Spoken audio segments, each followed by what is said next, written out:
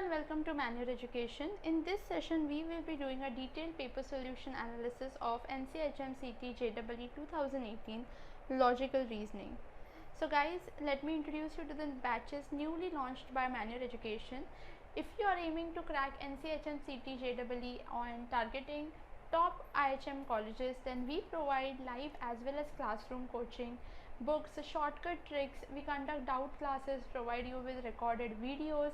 We also have topic test for every topic so that you can master each topic and then move on to the mock test, which is specially designed by studying all your past papers and in a way to prepare you for the actual paper. Also, we have an ocean of over 10,000 plus questions, and our special mentorship program keeps you connected with your mentors on WhatsApp group, wherein you can ask them questions as and when they arise. So guys, what are you waiting for? To book your seat with us, you can contact us on 8828581454, and if you wish to take offline coaching, then you can visit our centers. We have our centers at Dadar, Borivali and Vasai. You can call us on these numbers to book your seat for offline course. For more information, you can visit our website. Now guys, I know there are plenty of paper solutions available out there, but in this session I am aiming to teach you how to solve these questions in 20 to 30 seconds and what shortcut tricks should be used, how to solve them faster and not in detail, and yet get the correct answer. Basically, the topper's approach is what I'm going to teach you. So let us get started with it quickly. Alright, so in the first question, which of the following represents R is the niece of M? तो यहाँ पे देखिए guys, उन्होंने पूछा है कौन सा R is the niece of M represent करता है. तो हम देखते हैं. पहले तो R देखिए, इन सिंबल्स को देख के ना एलिमिनेशन मेथड कर सकते हैं. नीस पूछा है, नीस, ठीक है. सो यहाँ पे देखिए m डिवाइड बाय मतलब क्या आएगा, फटाफट सॉल्व करते हैं. कभी कभी आप 2G टेक्निक यूज़ कर सकते हैं. ये 2G टेक्निक आपको हेल्प करती है क्विकली सॉल्व करने में. लेकिन ये वाला क्वेश्चन जो है, यहाँ पे देखिए R माइनस मतलब सिस्टर, मतलब R फीमेल ही है. R minus again sister female and R plus मतलब मदर. सो हर एक इसमें इट इज़ पॉसिबल. कोई भी टेक्निक एलिमिनेट नहीं हो रहा है, कोई भी ऑप्शन. लेकिन ये कैसे यूज़ करते हैं मैं आपको अपकमिंग क्वेश्चंस में सिखाती हूँ. फिलहाल ये हमारे ट्रेडिशनल मेथड से हम सॉल्व करते हैं. m is the brother, m अगर ब्रदर है k का, इनटू यहाँ से देख के आपको यूज़ करना है. k is the father of t and t is the sister of r.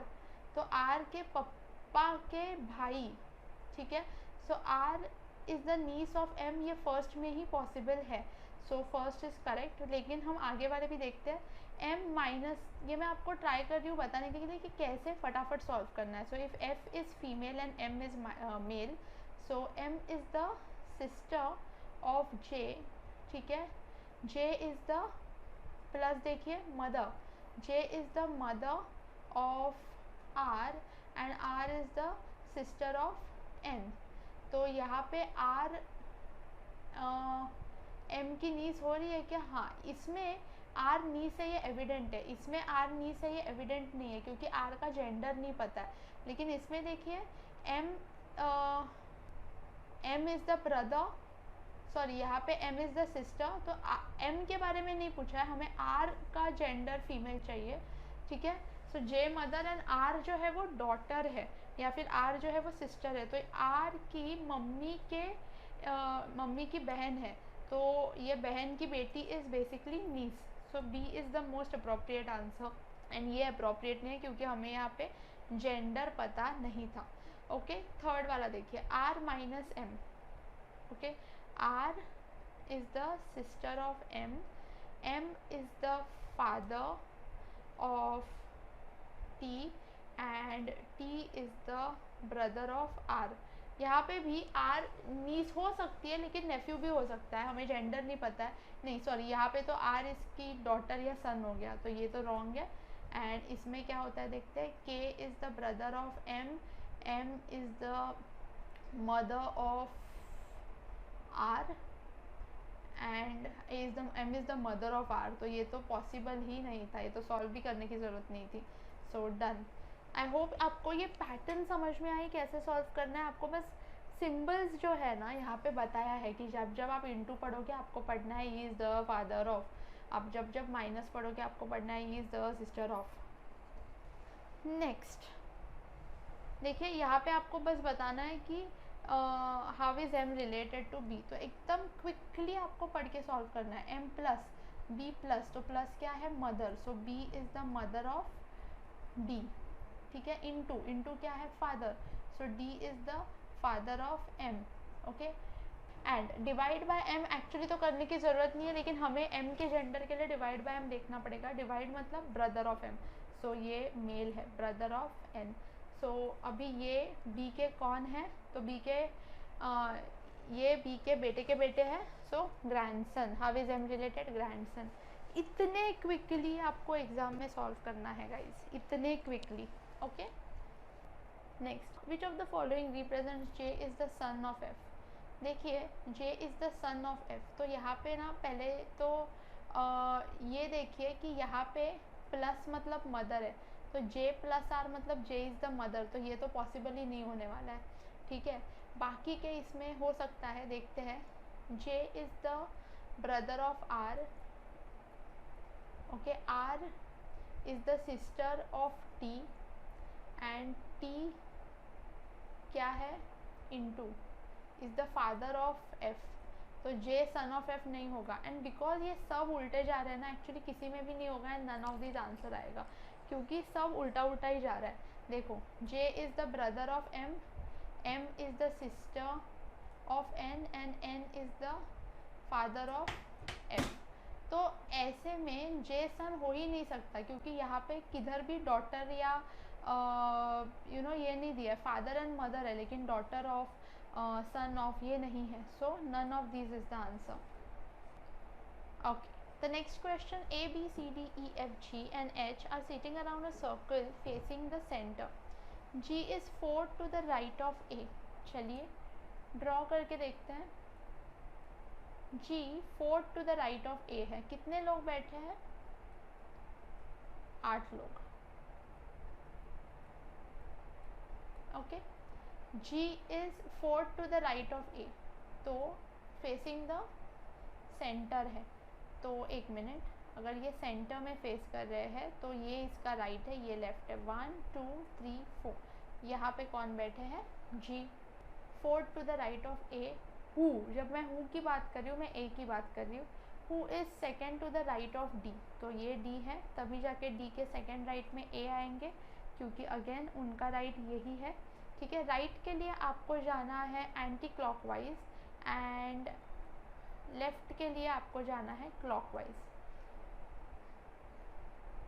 E is second to the right of C, who is not an immediate neighbour of G और D, मतलब C यहाँ पे नहीं आएगा, C यहाँ पे नहीं आएगा, C यहाँ पे नहीं आएगा। ऑलवेज ऑलवेज गाइज जो नेगेटिव इन्फॉर्मेशन है ना वो भी प्लॉट कर देना, क्योंकि it is going to help you. So C is not an immediate neighbour of G और D, तो इन जगहों में C नहीं आएंगे। And E is second to the right of C। अब देखिए C के लिए मेरे पास कितने पोजिशंस अवेलेबल है, एक तो C यहाँ पे हो सकता है 1, या फिर C यहाँ पे हो सकता है। अगर C1 पॉसिबिलिटी ले ली जाए तो E is second to the right of C, तो second to the right, first right second right, यहाँ पे E बैठेगा। लेकिन अगर मैं C2 को पॉसिबिलिटी लेती तो उसके सेकेंड राइट में तो ऑलरेडी G बैठा हुआ है, that is why C1 is are appropriate answer. तो ये सब मैं हटा देती हूँ जो आपको एक्सप्लेन करने के लिए बनाया था। B is second to the right of F, B is second to the right of F। अब देखो second to the right of F, अगर F को मैं यहाँ पे बिठाऊंगी तो यहाँ पे तो ऑलरेडी C बैठा हुआ है, तो उसके सेकेंड राइट में कोई नहीं बैठ सकता। अगर F को मैं यहाँ बिठाऊंगी तो ये B हो सकता है, और अगर F को मैं यहाँ पे बिठाऊंगी तो अगेन इसके भी सेकेंड राइट में G बैठा हुआ है। सो भी सब यूजलेस इन्फॉर्मेशन मैं हटा देती हूँ, तो आपको थोड़ी सी क्लैरिटी आ जाएगी।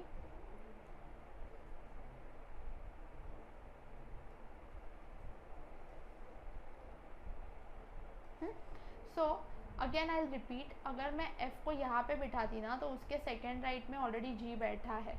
अगर मैं f को यहाँ पे बिठाती तो उसके सेकेंड राइट में ऑलरेडी c बैठा है, इसीलिए f यहीं पे बैठेगा एंड d उसके सेकेंड राइट में बैठेगा, मतलब where will b seat,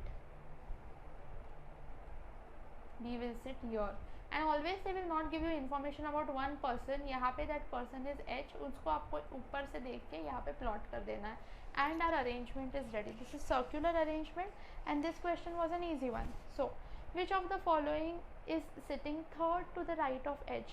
h के थर्ड राइट में कौन बैठा है? तो देखो ये लोग इनसाइड फेस कर रहे हैं, तो मैंने आपको बोला था राइट के लिए हम एंटी क्लॉकवाइज जाएंगे, तो क्लॉक हमारा ऐसे ऐसे ऐसे घूमता है, राइट, तो उल्टा. So sitting third to the right of h, 1 2 3 f. Alright, so the next question is again same. Choose the correct position to show f with respect to c. तो पहले हम वापस से वो डायग्राम ड्रॉ कर लेते हैं. आपको वापस ड्रॉ करने की ज़रूरत नहीं है, ये मैं आपके लिए ड्रॉ कर रही हूँ. Okay, second to the right of f था ना.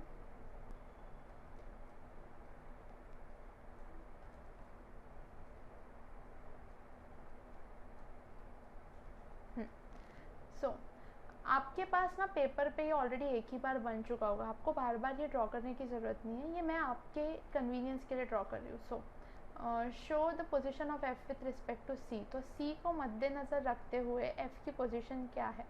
सो फोर्थ टू द लेफ्ट है क्या? देखो यहाँ से ना first second third fourth and first second third fourth, क्योंकि ये दोनों अपोजिट है. So f is fourth to the left also and fourth to the right also, बाकी तो कुछ नहीं होगा. सो A and C both is the answer. In which of the following pairs is the first person sitting to the immediate right of the second person? तो वापस draw कर लेते हैं एक बार. क्या था? FDBAC, FDBACHEG. So the question is, in which of the following is the first person sitting to the right of the second person? क्या D के राइट में B है? D के राइट में B है? हाँ है. देखिए D का यही राइट होगा, ये लेफ्ट होगा. क्या G के राइट में first person is to the immediate right? मतलब ये बंदा राइट में चाहिए इस बंदे के, तो G के राइट में E है? नहीं, G के लेफ्ट में E है. F के राइट में G है, अगेन लेफ्ट में है. एंड E के राइट में H? नहीं, E के लेफ्ट में H है. तो ये अच्छे से पढ़ना. उन्होंने क्या बोला है? First person should be to the right of the second person, मतलब सेकेंड में जो ऑप्शंस दिए हैं उनके राइट में पहला पर्सन होना चाहिए. सो D के राइट में B होना चाहिए. So this you should read carefully. Alright, the next question is a series 1, 3, 6, 11 question mark 37. ठीक है, देखते हैं. यहाँ पे अगर मुझे देखते से ही कुछ समझ में नहीं आता है तो मुझे क्या करना है? उनका डिफरेंस ढूंढना है. यस, ये हमने हमारे बाकी के जो पास्ट पेपर्स किए थे, डिटेल सॉल्यूशन दिए हैं, उसमें भी हमने ये देखा था. गाइज अगर आपने वो वाले पेपर्स नहीं देखे हैं ना, तो मैं उसकी लिंक आपको डिस्क्रिप्शन में दे दूँगी, तो मेक श्योर आप वो भी सब पेपर्स देख लो. तो क्या होगा, आपने अगर सब पास्ट पेपर के सॉल्यूशंस देख लिए तो आपको समझ में आ जाएगा कि पेपर कैसा आता है and you will get prepared for it. Okay, now इसमें डिफरेंस कितने का है? 2 का. इसमें 3 का डिफरेंस है, इसमें 5 का डिफरेंस है एंड इसमें 37, 47, 57, 67, 33 का डिफरेंस है. तो इससे मुझे अभी तक कुछ समझ में नहीं आ रहा है, तो I will go 1 step more ahead. 1 का डिफरेंस और यहाँ पे कितने का डिफरेंस है? 2 का डिफरेंस है. तो गाइस अभी देखते हैं. एक तो ऐसे हो सकता है कि 1 2 3 4 5 हो, तो देखते हैं. अगर ये 1 है, 2 है, 3 4 5 हो जाए. सो 5 + 3 ये 8 होगा, 8 + 4 9 10 11 12 एंड 12 + 5 33 तो नहीं हो रहा है. मतलब मैंने ये जो थियोरी सोची वो गलत है. ये आपको समझ में आया?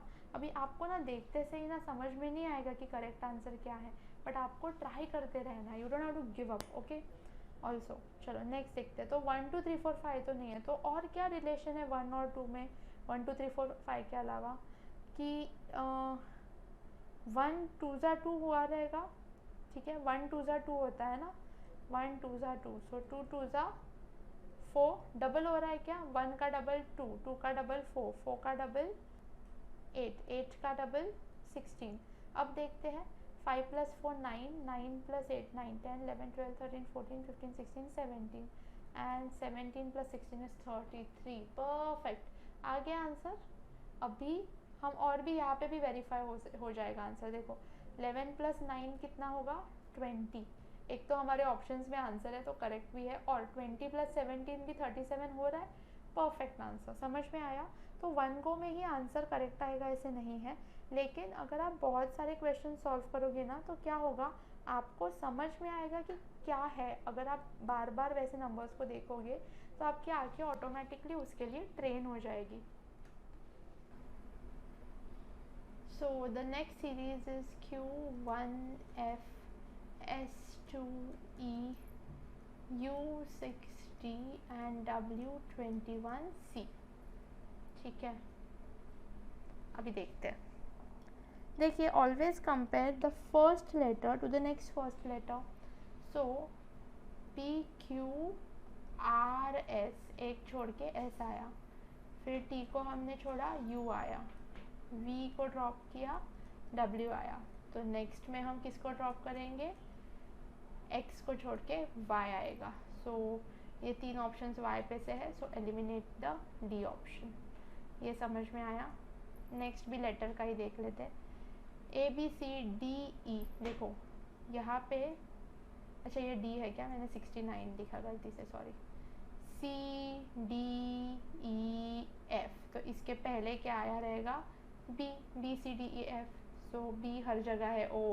देखिए अभी मैंने आपको ये एक्सप्लेन करने के लिए एक्सप्लेन तो कर दिया, लेकिन आपको अगर Y आपने ये Z एलिमिनेट कर दिया एंड सब में B ही ऑप्शन है ना, so do not waste your time by trying to find out कि वहाँ पे क्या आएगा, क्योंकि हर जगह ऑप्शन तो सेम ही है। ठीक है, अब हम देखते हैं कि ये इन नंबर्स का क्या चल रहा है।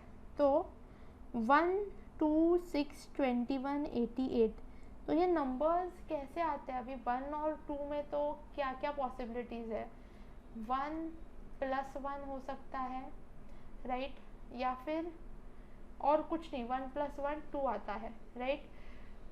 बट यहाँ पे 2 + 1 या ऐसा 2 + 2 भी नहीं, मतलब 1 का डबल कुछ नहीं हो रहा है।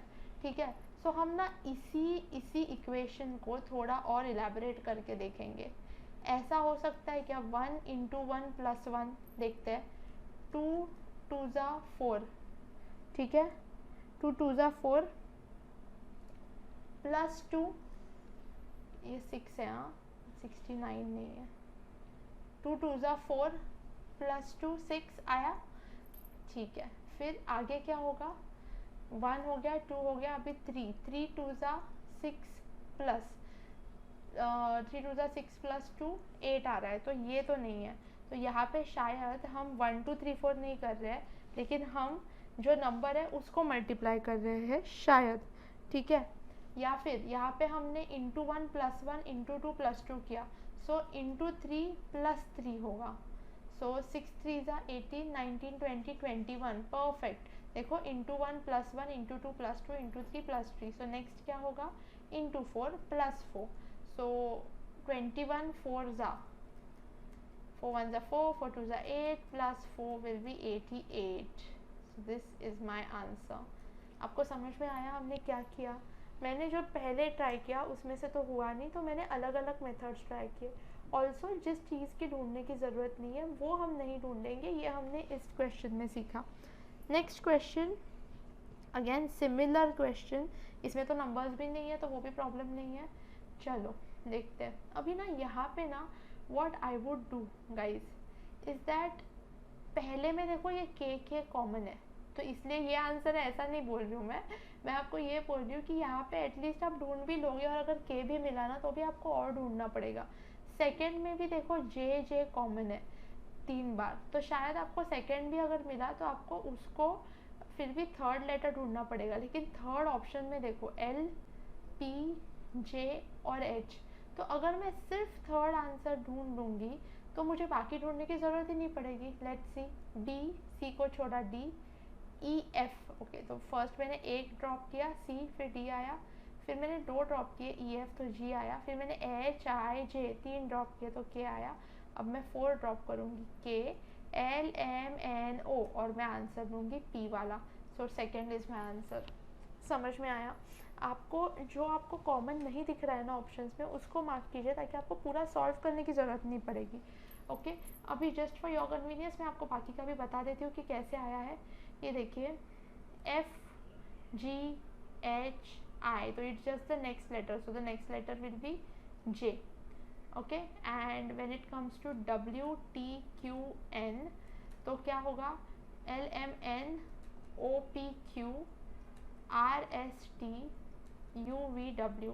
तो 2 स्टेप्स पीछे जाएंगे हम, तो क्या आएगा? N 14th लेटर है ना हमारा, तो 14 माइनस 2, 12th लेटर क्या है? L। ठीक है, L, M, N। ठीक है, L, N, O, P, Q। Okay sorry, 12th नहीं, 11, मैं 2 स्किप कर रही हूँ ना, 12th एंड 13 स्किप करके 14, तो 11th लेटर क्या आएगा? K। इसे आप किंग्स 11 पंजाब करके याद रख सकते हो। सो के आंसर आएगा। सो यहाँ पे हमें के मिल गया। समझ में आया आपको कैसे सॉल्व करना है? ये पूरा आपको सॉल्व करने की ज़रूरत नहीं थी, ये तो मैंने आपके लिए एक्सप्लेन किया, लेकिन आप सिर्फ एक ही फाइंड करके आंसर दे सकते हो। ऑलराइट, चलिए इसको सॉल्व करते हैं। ये देखिए 7 के बाद 12 तक कितना डिफरेंस है? 5। इसमें कितना डिफरेंस है? 7 का। इसमें 9। इसमें कितना डिफरेंस आ रहा है? 9, 28, 29, 30, 31, 32, 33, 34, 35, 7, 45, 46, 47, 48, 49, 50, 51, 52, 17। फिर इसमें आ रहा है 15, 17 एंड 19। ये डिफरेंसेस है। अब ना ज़रा इनको गौर से देखिए। 5 2 ऐड किया, 7 2 ऐड किया, 9, 15 2 ऐड किया, 17 2 ऐड किया, 19। ये परफेक्ट है। इसका मतलब ये वाला बंदा कुछ तो इशू कर रहा है, जिसके वजह से बीच में वाले 2 अंधे भी रॉन्ग हो रहे हैं। ठीक है, तो ये नंबर कौन सा होना चाहिए था? अगर मैं इनको ऐसे कंपेयर करूँगी 2 2, तो यहाँ पे भी 2 ऐड होके क्या होना चाहिए था? 11, एंड यहाँ पे 13। अब देखो सेंस बन रहा है, 2 2, यस, 9 10 11 12 13 14 15। तो अगर मैं 28 में 11 ऐड करूँ, ठीक है, तो यहाँ पे 39 आना चाहिए। देखिए 39 प्लस 13 52 आ रहा है क्या? 39 49 50 51 52 आ गया। परफेक्ट। आपको यहाँ पे ना ऐसे क्वेश्चंस में वेरीफाई भी करने मिल जाता है। सो उन्होंने ये नहीं पूछा कि कौन सा नंबर आना चाहिए, वो पूछ रहे नंबर कौन सा गलत कर रहा है। तो 35 नंबर गलत प्रॉब्लम क्रिएट कर रहा है। Odd man out. चलिए सिमिलर वे में ये भी है, हम इसको भी सॉल्व करके देखते हैं। देखिए 42, यहाँ पे -2 हुआ, यहाँ पे -4 हुआ, यहाँ पे -2 -4 -2 -2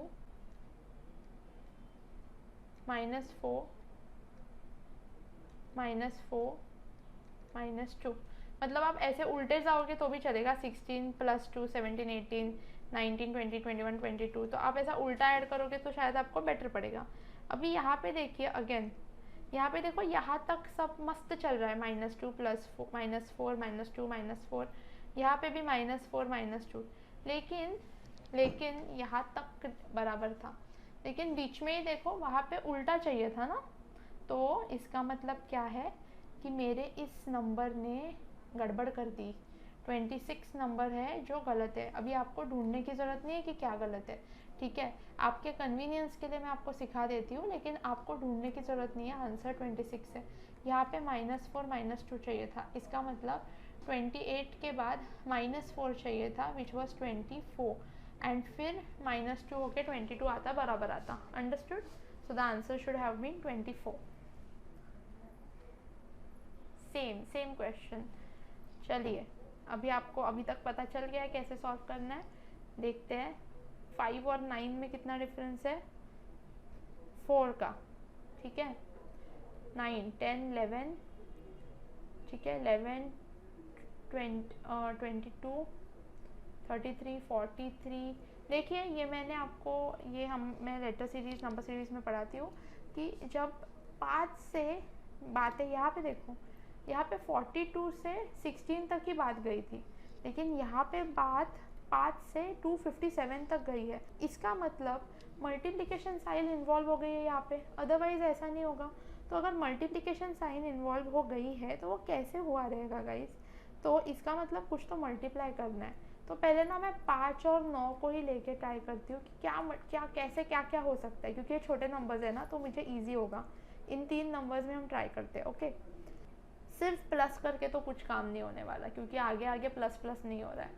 सो 5 2 ज़ा 10 -1 पता है मुझे, ठीक है। 5 1 ज़ा 5 +4, लेकिन 1 ज़ा कर रहे हैं तो फिर यहाँ पे इंटू 2 तो करना चाहिए, तो ही आगे जाके 257 तक बात जाएगी। तो 9 2 ज़ा 18, 9 2 ज़ा 18, तो फिर माइनस हो रहा है यहाँ पे, 18 - 7, तो 4 7, यहाँ पे ये हो रहा है क्या, 9 2 ज़ा 18 -1 नहीं हो रहा है, राइट। सो यहाँ पे ये नहीं हो रहा है। आगे वाला भी लेते हैं, क्योंकि एक कोई तो गलत होने वाला है, तो ये भी लेके ट्राई करते हैं। तो अगर ये होगा तो इंटू 3 होगा, तो 11 3 ज़ा 33 -0 एंड 11 2 ज़ा 22, ठीक है। फिर यहाँ पे भी माइनस नहीं हो रहा है, और एक लेते हैं 65, 33 4 ज़ा क्या होगा, 33 4 ज़ा 4 3 ज़ा 12, 1 कैरिड, 4 3 ज़ा 12 +1 13, 132, नहीं ये 132 बहुत दूर जा रहा है। 33 2 ज़ा 66 -1। देखिए कुछ तो हमें सिमिलर मिल गया, कुछ तो मुझे सिमिलर मिल गया। तो इसमें ये हो सकता है कि प्रॉब्लम 11 में है, ये हम कंक्लूड नहीं करेंगे, हम आगे भी सॉल्व करके देखेंगे। 65 2 ज़ा 2 5 ज़ा 10, 6 2 ज़ा 12 +1 13, 130 -1 129 आया। 129 वाला भी देख लेते हैं, 129 इंटू 2, 9 2 ज़ा 18, 2 2 ज़ा 4 +1 5, 2 1 ज़ा 2, 258 -1 आया। तो ये इंटू 2 -1 है। ओके, एंड 11 गड़बड़ कर रहा है, क्योंकि यहाँ पे क्या आना चाहिए था, 9 2 ज़ा 18 -1 17। अब देखो 17 2 ज़ा कितना आता है, 2 7 ज़ा 14 34 -1 33, परफेक्ट। सो गलती हमारे 11 में है। मैम लेकिन ये हमें कैसे समझेगा कि क्या अप्लाई करना है? देखो आपको एक थोड़ा सा कॉमन सेंस यूज़ करना है, आपको थोड़ा नंबर्स देख के समझना है। जैसे मैंने आपको बोला कि यहाँ पे एक तो मल्टीप्लिकेशन होगा, और मैंने इंटू 2 -1 इसलिए भी ट्राई किया क्योंकि हर जगह मुझे वैसे ही दिख रहा था। 5 का डबल 10 है और एक कम दिख रहा है, 33 का डबल 66 है और एक कम दिख रहा है, ठीक है। 129, देखो आपको 129 का डबल नहीं भी पता होगा तो भी आप 130 का डबल तो कर सकते हैं, राइट। तो 130 का डबल क्या होगा, 260। जैसे 13 का डबल 26, तो 260। तो एक बढ़ाया तो यहाँ पे 2 बढ़ गए। तो ये थोड़ा सा नंबर्स को ऑब्जर्व करके सीख जाओगे आप लोग, थोड़ा और सॉल्व करोगे तो हो जाएगा। चलो, next is simple analogy. Indolence is to work, what is taciturn? Indolence हम काम में करते हैं, टैसीटर्न मतलब कम काम करना, कम बात करना। Taciturn is speaking. शेफ़ जो होता है वो रेस्टोरेंट में होता है, ड्रगिस्ट कहाँ पे होता है, ड्रगिस्ट फार्मेसी में होता है। क्रिंज देता है हमें फियर, यौन आया मतलब हम हो गए हैं bore. Okay, this is a abstract reasoning का क्वेश्चन। चलिए देखते हैं। यहाँ पे देखिए, यहाँ पे हो क्या रहा है, देखिए हम ना इसे अच्छी तरीके से मैं आपके लिए साइड में ड्रॉ करती हूँ।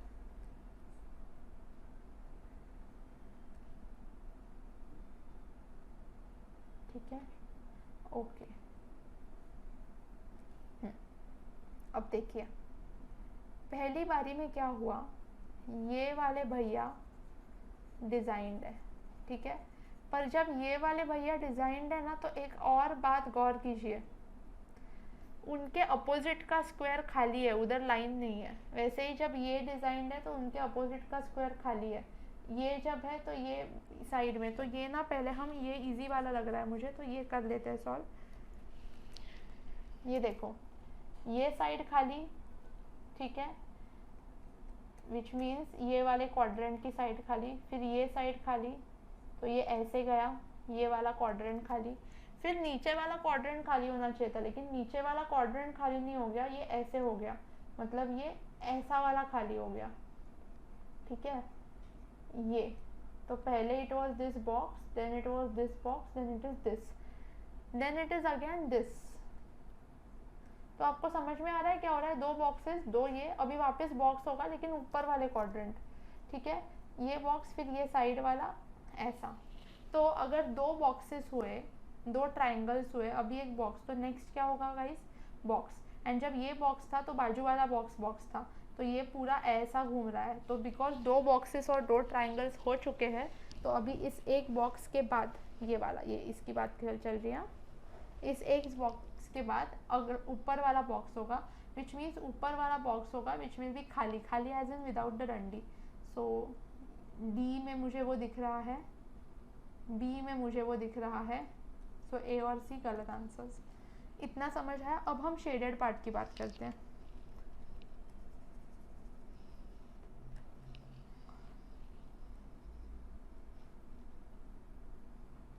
देखो, शेडेड पार्ट पहले इधर है, फिर इधर है, ठीक है, फिर किधर है, यहाँ पे, फिर यहाँ पे, उसके बाद यहाँ पे। कुछ पैटर्न नजर आ रही है आपको? इमीडिएट बाजू में जाता है, फिर एक स्किप करके जाता है, ठीक है, तो यहाँ पे +1 +2, मतलब ये स्किप किया उसने, फिर वापस +1, फिर उसने वापस ये स्किप किया तो +2। अभी अगर हम इसी पैटर्न को फॉलो करें, +1 +2 +1 +2, अगला क्या आएगा, +1, विच मीन्स हमारा कौन सा वाला यहाँ पे पोर्शन शेडेड होना चाहिए गाइस, कौन सा वाला पोर्शन शेडेड होना चाहिए, यस, दिस पोर्शन। सो ये पोर्शन कहाँ पे शेडेड है, यहाँ पे देखिए। सो सी, नहीं सी तो कैंसिल हो चुका था ना बिकॉज ऑफ दैट, तो बी और डी में से कहाँ पे शेडेड है, ये वाला पोर्शन डी में, so D is my correct answer. D में ग्रीन वाला पोर्शन शेडेड है, वो नहीं आएगा, +1 आएगा। Understood? Alright, now in this question, see again it is an abstract reasoning question and we have to check the pattern. now यहाँ पे pattern देखिए, ये जो स्क्वायर है, ठीक है, वो सेकंड इसमें 2 स्टेप्स ऊपर गया है, ठीक है, सो 1 2, उसके बाद क्या हुआ है, सिर्फ 1 स्टेप ऊपर गया है, ओके, देन इट इज़ 1, फिर अभी now see, don't imagine this as up and down, imagine it as a circular. Accelerator कैसे जाता है, स्टेप्स ऊपर जाके फिर वापस नीचे से ऊपर, वैसे इमेजिन कीजिए। सो नाउ दिस यहाँ पे जो आया है 1 स्टेप ऊपर, उसके बाद वापस अगर ये नीचे हम देखें तो अगेन 2 स्टेप ऊपर आया है, एंड उसके बाद 1 step up, so 2 1 2 1, so next क्या होगा, it will be 2 steps up. Now what is the meaning of 2 steps up, this will be the first step and this will be the second step. So नीचे हमें चाहिए अभी जो है हमारा square, तो है यहाँ पे हमारा स्क्वायर नीचे सी में, ओके। नाउ उससे ही आंसर हमें मिल जाता है, बट जस्ट समझाने के लिए I will also explain the other variables. Now if you observe the arrow, again it is also going 1 2 step up, then if I imagine it going from down, तो it is 1 step up, फिर वापस 2 step up and then 1 step, तो अभी 2 steps जाएगा which is 1 2, तो यहाँ पे arrow आएगा। ये समझ में आया आपको? देखिए, okay, now observe this question. now here we have triangle as well, ठीक है, triangle, cross mark, circle and square, लेकिन एंड तक ट्राइंगल बचा है क्या, नहीं। So it is a waste of time अगर हम ट्राइंगल की पैटर्न ढूंढें, ठीक है, क्रॉस मार्क भी आगे नहीं बचा है, ओके, स्क्वायर जो है वो भी आगे नहीं बचा है, सर्कल भी नहीं। So try to locate up जिसकी पैटर्न आपको है। अभी हमें जैसे यहाँ पे एस दिख रहा है एंड एस यहाँ पे भी है, सो लेट्स सी एस ने क्या पैटर्न फॉलो की है। एस यहाँ से it has come down, then it has gone diagonally opposite and then it has again come down. तो ये एस ने एक एन फॉर्मेशन की है, ओके। आगे देखते हैं।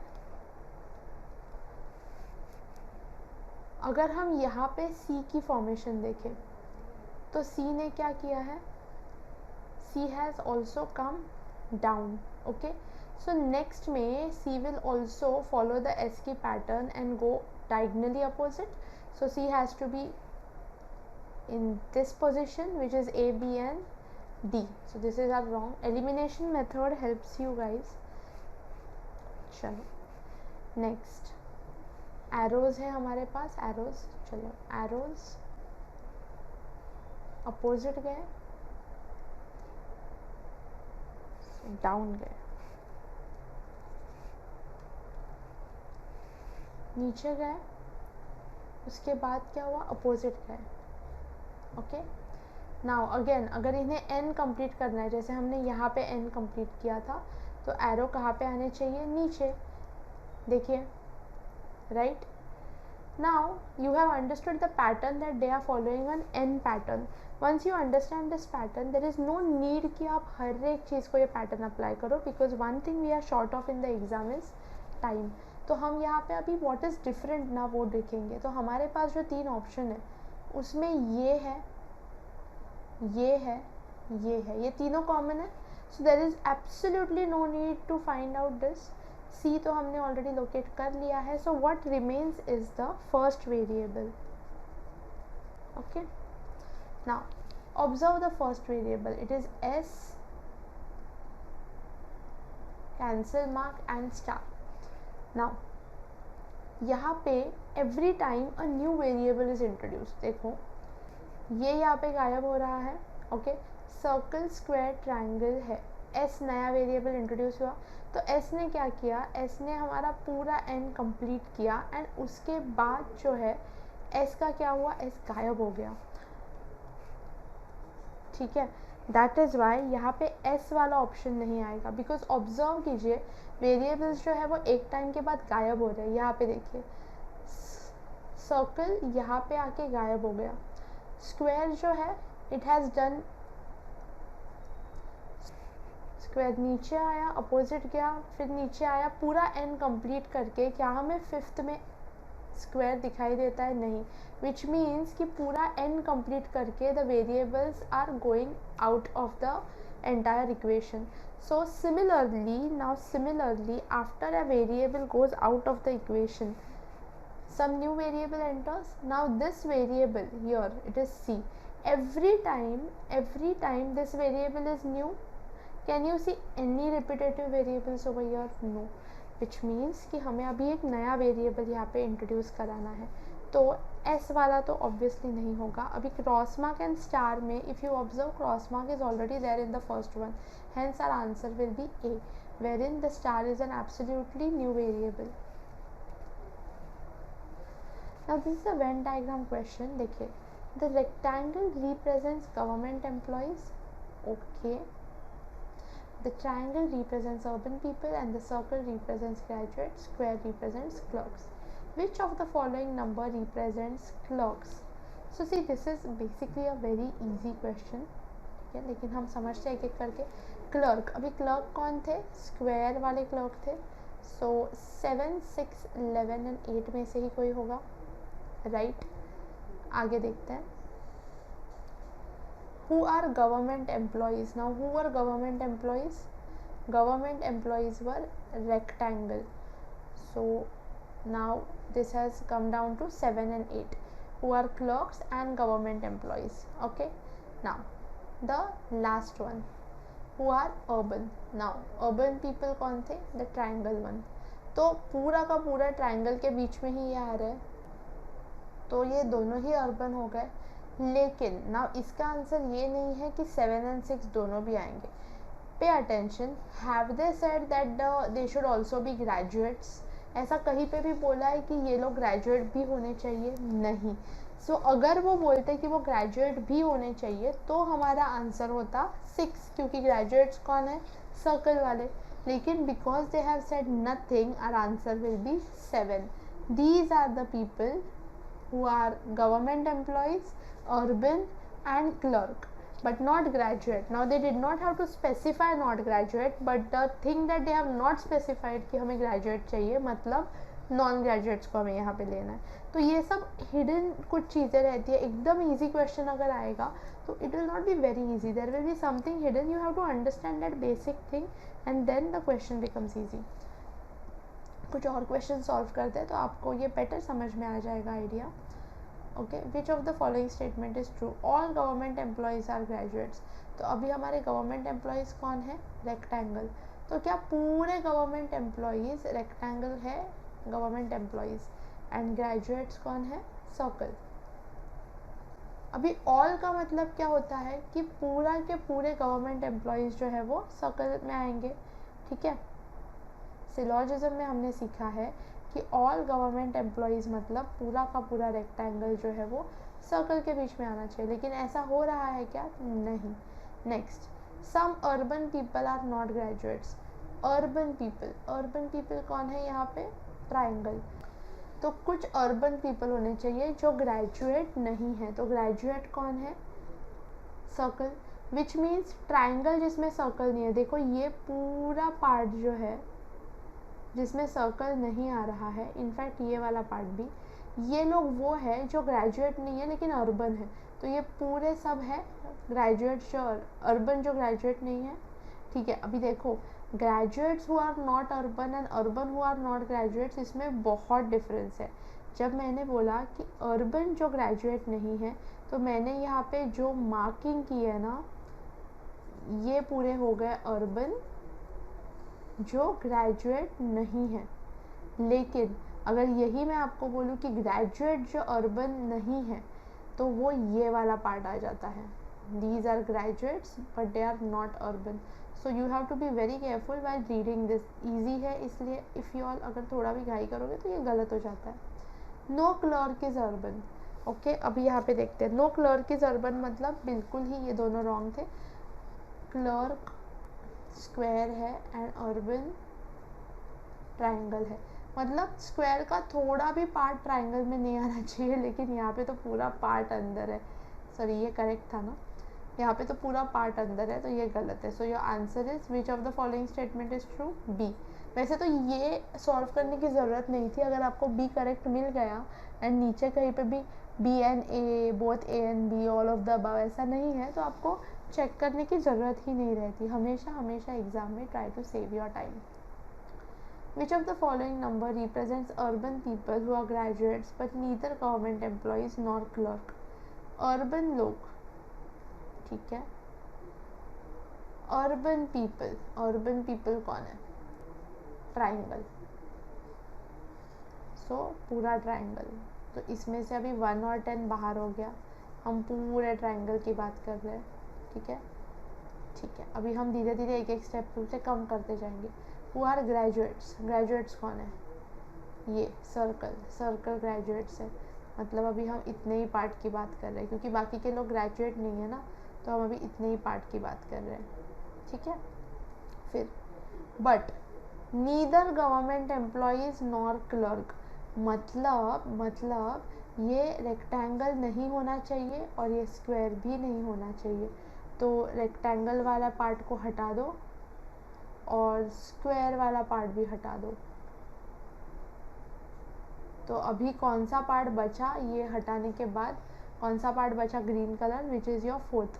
क्योंकि उन्होंने बोला है कि ये नहीं चाहिए हमें. उन्होंने ऐसे नहीं बोला कि ये चाहिए, उन्होंने बोला कि ये नहीं चाहिए. सो ये चाहिए थे हमें पूरे, फिर हमारे इतने ही लोग चाहिए थे, उसमें से हमें ये लोग नहीं चाहिए, तो 4th वाला आंसर है.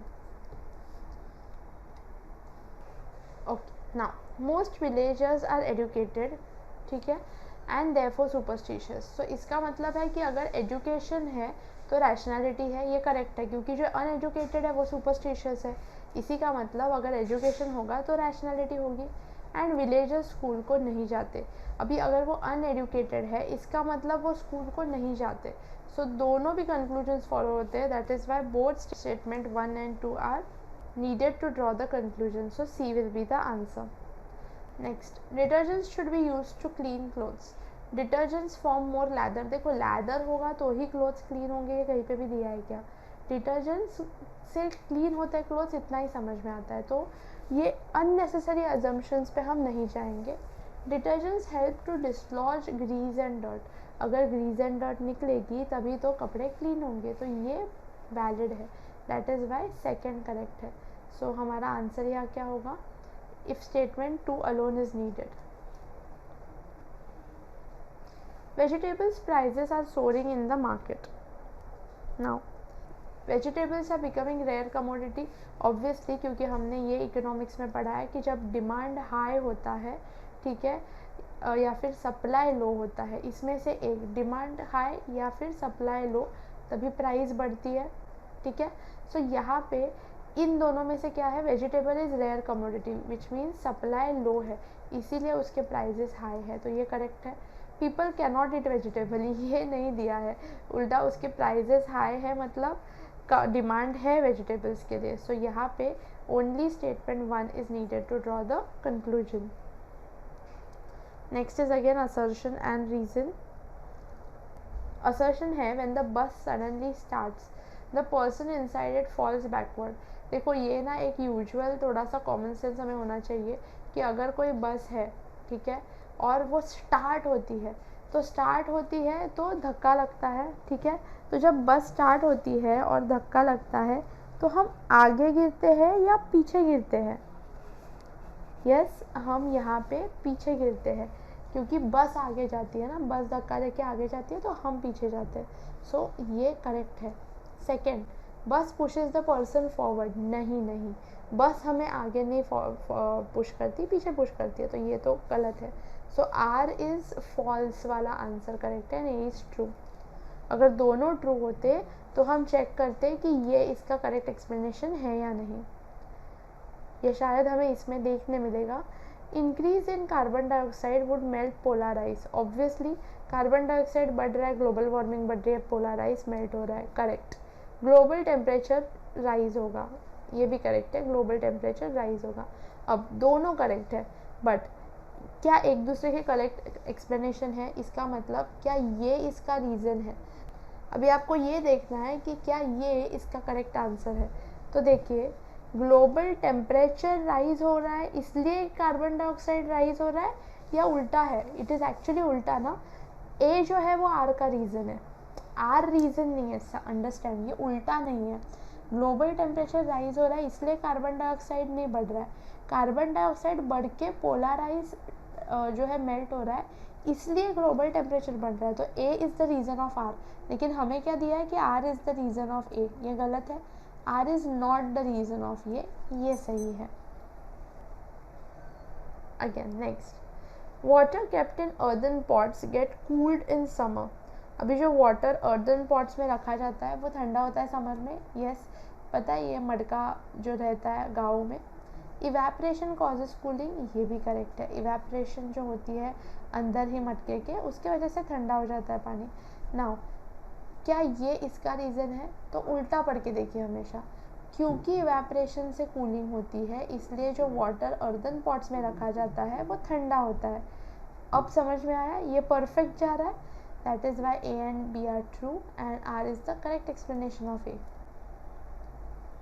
Okay, now this is coding decoding one. तो देखते हैं, पहले समझते हैं कि डिस्टेंस जो है उसे ऐसा कैसा बना दिया। मतलब आपको पहले इन दोनों के साथ क्या हुआ है वो देखना है, फिर आपको इन दोनों को ऑब्जर्व करना है एंड देन आपको वो थर्सडे पे अप्लाई करना है। तो डॉक्यूमेंट भी मैं साइड में लिख लेती हूँ ताकि हम इसकी कंपैरेटिव एनालिसिस कर सकें। Okay, and then we will do the same for Thursday. चलिए, नाउ इन दोनों में गाइस कॉमन क्या है, देखो ये I इधर आया है, ये O इधर आया है, D यहाँ पे गया है, D यहाँ पे गया है। समझा मैंने क्यों ऐसे एक साथ लिखा? कंपैरेटिवली आप देखोगे तो इजी पड़ेगा। तो अभी यहाँ पे भी ये HT होना चाहिए, तो ये गलत, ये गलत, ठीक है। अभी हमारे पास एक ही, इससे हमारे पास दो ऑप्शंस मिल गए। इतने कॉन्फिडेंसली मैंने इसलिए मार्क किया क्योंकि मैंने दो चीज़ों को स्टडी किया। अगर ये एक ही चीज़ होती ना तो इतने कॉन्फिडेंटली मैं मार्क नहीं कर देती, मैं बाकी सब पहले चेक करती, ठीक है। अभी नेक्स्ट में भी ये T जो है वो इधर आया है, क्या यहाँ पे भी सेम हुआ है? U यहाँ पे आया है? नहीं, देखिए सो ये गलत हो गया, ये हम जो सोच रहे थे, ठीक है। E के बाद F आता है, EFG, सो T के बाद U आता है, STU, यस। सो Y के बाद क्या आता है? Z कहाँ पे है? यहाँ पे। सो ये है हमारा correct answer. Now this is I thought you all by elimination method. अब मैं ये सेम आंसर यहाँ पे लिख लेती हूँ और आपको समझाती हूँ कि ये कैसे आया। देखो नाउ S के बाद T आता है, T के बाद U आता है, C के बाद D आता है, U के बाद V, सो U के बाद V एंड R के बाद S, ठीक है। सो दिस इज सिंपली अ +1 +1 +1, ठीक है। यहाँ पे भी +1, तो हमने यहाँ पे भी सेम +1 +1 किया। आगे सॉल्व करके देखते हैं। A और N ऐसे ऐसे हुए, ये तो साफ साफ दिखाई दे रहा है। यहाँ पे भी सेम हुआ है, ठीक है। तो यहाँ पे भी S और D के साथ सेम हुआ, ठीक है। फिर C के बाद आया है D +1, M के बाद N के बाद आया LMNO, ये वाला O +1, एंड यहाँ पे A के बाद आया B। सो इट इज़ पहले दो वाले जो है वो जंबल कर रहे हैं, फिर दो जो है वो +1, फिर दो जंबल, दो +1। दो कोड्स अगर आते हैं ना तो लोगों को लगता है कि अरे कितना time, but it is easier. Pointing to a person Ashish said his only brother, चलो पर्सन और ही बोला तो मेल, तो मैं अभी सर्कल्स मेल के लिए डिनोट करने वाली हूँ, ठीक है। या फिर अगर आप प्लस माइनस कर रहे हो तो ये प्लस भी मैं यहाँ पे लिख देती हूँ। हिज ओनली ब्रदर मतलब इसका एक ही भाई होगा, ठीक है, भाई। इज़ द फादर, ये भाई किसी का पप्पा है, ठीक है, मतलब भाई की शादी हो चुकी है और इसके बच्चे, ठीक है। Is the father of my daughter's father, मेरे डॉटर के फादर है, ठीक है।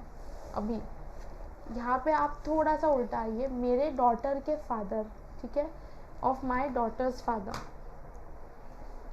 तो यहाँ पे ये बंदा कोई तो होगा, या फिर मैं यहाँ पे दूसरा आपको ड्रॉ करके बताती हूँ। यहाँ से ऑफ माई डॉटर्स फादर, तो आशीष बात कर रहा है, आशीष की डॉटर है कोई, ठीक है। Triangle is for female and minus denote करते हैं हम, तो आशीष की कोई डॉटर है, ओके। आशीष के डॉटर के फादर, अभी आशीष के डॉटर के फादर मतलब हम वापस यहाँ पे आशीष पे ही आ गए, हम आशीष की बात कर रहे हैं, ठीक है। तो यहाँ पे ये आशीष है। कैसे समझा? क्योंकि अभी वापस पढ़े आपको समझ में आएगा। मैंने बस ये साइड में बना के देखा तो ये इजी हो गया। हिज ओनली ब्रदर, इसका भाई, इस फादर, किसी का पप्पा है, ऑफ माई डॉटर्स फादर, अभी आशीष के बच्ची के फादर मतलब आशीष ही है, तो ये किसके पप्पा है? आशीष के ही पप्पा है। अब बताओ how is Ashish related to the person, how is the person related to Ashish? तो ये पर्सन आशीष के कौन लगते हैं? आशीष के फादर के भाई, which means uncle. Clear? Ramesh is 7 ranks ahead of Khan. देखो 7 रैंक्स अहेड, अगर मैं आपको बताऊं कि यहाँ पे A B C D E को ऐसे 5 रैंक मिले, तो D का रैंक है 4th एंड A का रैंक है 1st, तो A is ahead of D, right? A D के आगे है ना, D तो 4th नंबर पे, A आगे है 1st नंबर पे। तो क्या मैं ऐसे बोलूँगी कि A जो है, अगर मैं बोलूँ आपको कि D का ना रैंक 4th है and A is 1 2 3 ranks ahead, तो 3 रैंक्स अहेड मतलब A का रैंक क्या है? तो हमने -3 किया। सो ये समझिए कि जब अहेड आता है ना, आपको माइनस करना है, ये याद रखना, बच्चे उल्टा करते हैं। Ramesh is 7 ranks ahead of Khan in a class of 39 if Khan's rank is 17 from last. तो यहाँ पे हमारा फॉर्मूला है total is equal to left plus right minus 1. What is Ramesh's rank from the start? तो हमें खान का रैंक पता है, ठीक है, 17th है लास्ट से, ओके। तो रमेश का रैंक क्या होगा, ठीक है, तो रमेश का रैंक उससे आगे है, वो 7 रैंक्स अहेड ऑफ रमेश है, तो रमेश इससे भी आगे होगा। तो आपको यहाँ पे क्या करना है, अभी आपको प्लस करना है क्योंकि ये लास्ट से दिया है, लेकिन अगर ये फ्रंट से दिया होता ना, अगर रमेश, अगर खान आगे से 17वां होता तो आगे से खान कहाँ पे है वो ढूंढने के लिए आपको माइनस करना था, बट बिकॉज ये लास्ट से दिया है अब आपको प्लस करना है। सो 17th, ओके, 17 प्लस 7 क्या आया, 7 2 ज़ा 14, 24। इसका मतलब पीछे से, अभी ये मैंने लेफ़्ट राइट लिखा है, यहाँ पे आप अहेड बिहाइंड भी लिख सकते हो, लिखने की ज़रूरत नहीं है, बस फॉर्मूला याद होना चाहिए। सो टोटल स्टूडेंट्स कितने हैं, टी इज़ टोटल कितने हैं, 39, और हमें अभी रमेश का रैंक पीछे से पता है, तो रमेश का रैंक पीछे से कौन सा है, 24th, तो अहेड से कौन सा है वो पूछा है, तो उन्होंने पूछा है फ्रॉम द स्टार्ट, तो यहाँ पे आप अहेड लिखोगे। अभी आपको तो पता है, ये हम स्कूल में करते थे, ये बचपन की चीज़ हो गई। Ahead is equal to 39 minus 24, जब चीज़ें यहाँ से बाहर जाएगी तो साइंस चेंज हो जाती है। नाउ 39 माइनस 24 कितना होगा, 24, 34, 35, 36, 37, 38, 39, 15 plus 1 16, so the answer will B 16th। I hope आपको ये समझ में आया कि हमने कैसे यहाँ पे सॉल्व किया है, कैसे आंसर 16th आया है। तो ये जो रीजनिंग मैंने आपको बताई, स्पेशली ये वाला पार्ट, वो वाला पार्ट प्लीज़ अच्छे से समझ लेना कि क्यों माइनस प्लस होता है। मैंने आपको ABCD ड्रॉ करके बताया, आप वापस एक बार देख लेना, आपको समझ में आ जाएगा। एंड अगर आपको ये वीडियो हेल्पफुल लगा है एंड आपको अगर सब समझ में आया है, मेक श्योर आप अपने फ्रेंड्स के साथ भी ये वीडियो शेयर करें ताकि उन्हें भी हेल्प हो जाए। सो गाइस, हमने आज इस पेपर सोल्यूशन में बहुत सारी नई नई चीज़ें सीखी और कैसे शॉर्टकट ट्रिक्स, ये सब अंडरस्टैंडिंग बहुत इंपॉर्टेंट है। अब अगर आप इतनी बात समझ जाओ तो किसी भी टाइप का क्वेश्चन आ जाए ना, आप सॉल्व कर पाओगे। सो ऐसे ही और भी हमने पेपर सोल्यूशन के वीडियोस अपलोड किया, हम सब लिंक्स आपको डिस्क्रिप्शन में दे देंगे, आप वो वीडियोस भी देख लेना, it will help you a lot. And guys, if you are preparing for NCHM CT JEE, then we provide live classes, classroom coaching, books, mock test and a lot more.